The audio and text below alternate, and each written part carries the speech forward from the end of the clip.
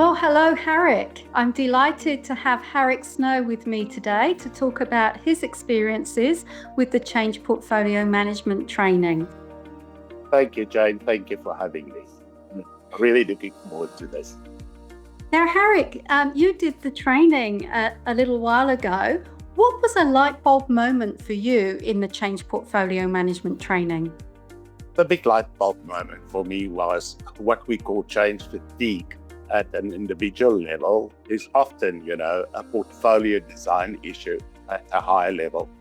And sometimes, even we have a late response to external market factors at an organization, and that creates pressure on the whole system.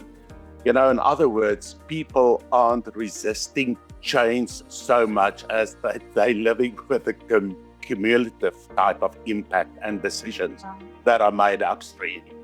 And, if we reframe the whole conversation to me, from how do we get people to cope, rather than to say, how do we stop designing overload into the system? I think that would resolve a lot of issues in terms of fatigue that our people kind of feel. And I'm sure that will resonate, Harrick, with many of the people that will be listening to this video today. In terms of the course itself, what tool or aspect did you like the most, and why was that? Very good question. Given that I'm a pro-side person, a fanatic in a way, when you do your pro-side training, they always say you need to look through the ADKAR lens, so ADKAR. And what I've learned here is that ADKAR within itself is a very good lens if you think about project change. But if you think about governance and if you think about change across the whole organization, you need to have a portfolio lens, which is quite a different lens. And, this is the discipline of trading off explicitly, seeing all change together, sequencing it, balancing it against real capacity, risk, and value.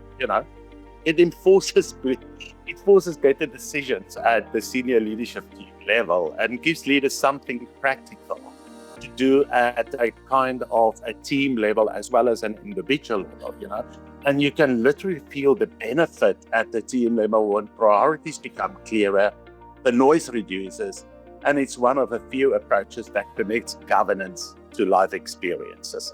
And that's why I think that is the magic. Oh, thank you. Thank you, Harrick. Good insights there. So what advice would you give anyone considering investing in this training? If you're serious about change at scale, this is the thing that you need to do. But you need to go with a mindset that isn't just about a delivering technique. It's not a pro-sci, it's not a kata. What it will do is it will sharpen you to think about the system that produces the change, how external pressures turns into organizational choices, how leaders translate those choices and how it lands with the people, So that to me is the biggest thing. You'll walk away with language, you'll walk away with tools to help you to reduce overload, protect well-being, and in a way improve value realization.